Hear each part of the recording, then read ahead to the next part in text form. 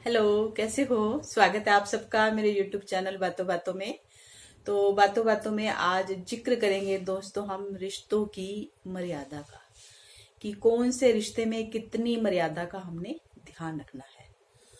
दोस्तों, रिश्ता कैसा भी हो, चाहे खून का रिश्ता हो, चाहे दोस्ती का रिश्ता हो, या ससुराल वालों के साथ जो हमारा रिलेशन है, हर रिश्ते की एक मर्यादा होती है और उन्हीं मर्यादाओं में बंध कर ही हमें अपने रिश्ते निभाने पड़ते हैं।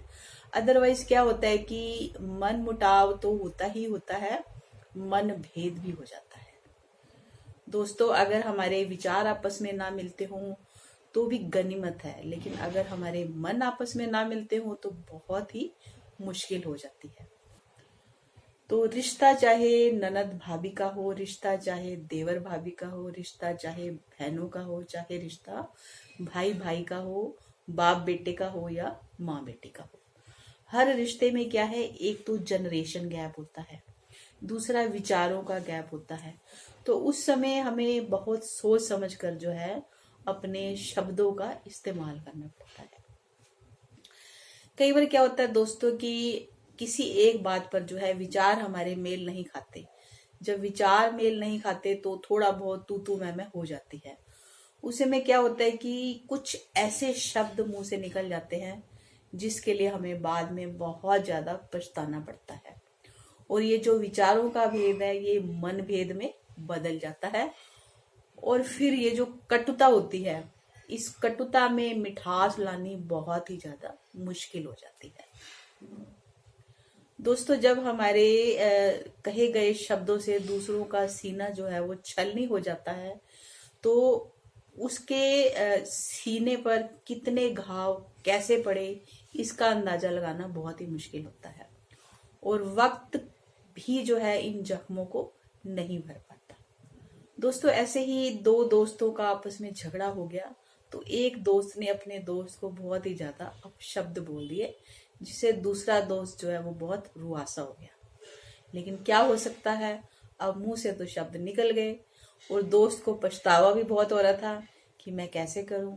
उसने बहुत सॉरी फील किया, माफी भी मांग ली, लेकिन सामने वाला जो दोस्त था वो इतना गुमसुम हो गया, शायद उसको विश्वास ही नहीं था कि मेरा दोस्त जो है मेरी दोस्ती का हक इस तरह से अदा करेगा। अब पहले वाला दोस्त जो था वो अपने किसी घर के बुजुर्ग के पास गया, उसने कहा भाई मेरे से बहुत गलती हो गया, अब मैं क्या करूं, भी मैंने तो बहुत ज्यादा अपशब्द बोल दिए। तो उन्होंने कहा कि तुमने जो भी अपशब्द बोले हैं उसका असर जो है उसके ऊपर गहरा गया है। अब उन शब्दों को तो वापस पाना बहुत मुश्किल है। शब्द तो ऐसे होते हैं कि जैसे आप सड़क के किनारे सूखे पत्तों का ढेर होता है और एक गाड़ी निकल जाती है तो एकदम से जो पत्ते हैं वो इधर उधर फैल जाते हैं। तो आप चाह कर भी उन पत्तों को इकट्ठा नहीं कर सकते। अगर इकट्ठा कर भी लोगे तो भी कोई ना कोई पत्ता ऐसा होगा जो मिलेगा ही नहीं, यानी कि किसी कोने में छुपा पड़ा होगा।